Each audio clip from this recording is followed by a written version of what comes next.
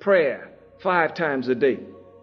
The prophet, peace and blessing be upon him, told his companions, if a man were to bathe himself in a stream 5 times a day, how much dirt would be left? They say of no significant amount. He said, that is likened unto prayer. He said, it is prayer that distinguishes belief from unbelief. It is prayer that distinguishes unbelief from belief. The prophet, peace and blessing be upon him, says, know that everything on earth will rust. He says, but know that for everything that will rust, there's a tonic that will remove rust. And his companion asked him, said, will the heart rust? He said, know ye also that the heart will rust, but the tonic that removes rust from the heart is prayer. And so prayer is not an arbitrary thing.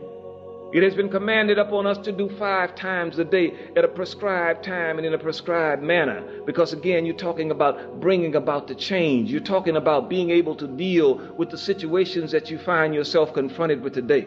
You're talking about addressing yourself directly to the drug problem. You're talking about addressing yourself directly to the immorality that exists in society today. These are the things that are bringing people down. It is self-oppression. It is voluntary slavery to your passions and to your appetite that holds you back.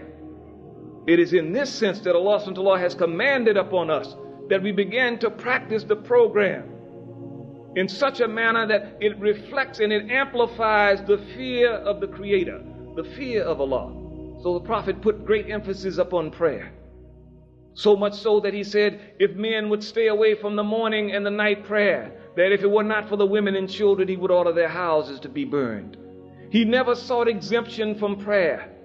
Even when he was fighting, Allah taught him how to pray. He didn't tell him he didn't have to pray.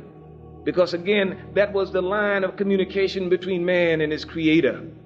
That is his strength. That is how he develops the strength that is necessary. And when Allah subhanahu wa ta'ala begins to allow that change to occur within his heart, he begins to understand the importance in terms of prayer, in the relationship to the battle, to the struggle that he constantly wages. For Allah says he has created man but to worship him. And verily, man has been created into toil and struggle. That it is a part and parcel of the development that you encounter in this life that you must struggle. So therefore, in this sense, the best struggle, the best way to be able to struggle deals with following the guidance. So Allah subhanahu wa ta'ala gave us a book that deals with how to develop oneself. He says prayer. It is prayer that distinguishes belief from unbelief. It is not a small thing. It is a pillar in Islam. It is a thing that brings about the change that's necessary. So therefore, the vision that you talk about can be accomplished, can become a reality. Prayer as a pillar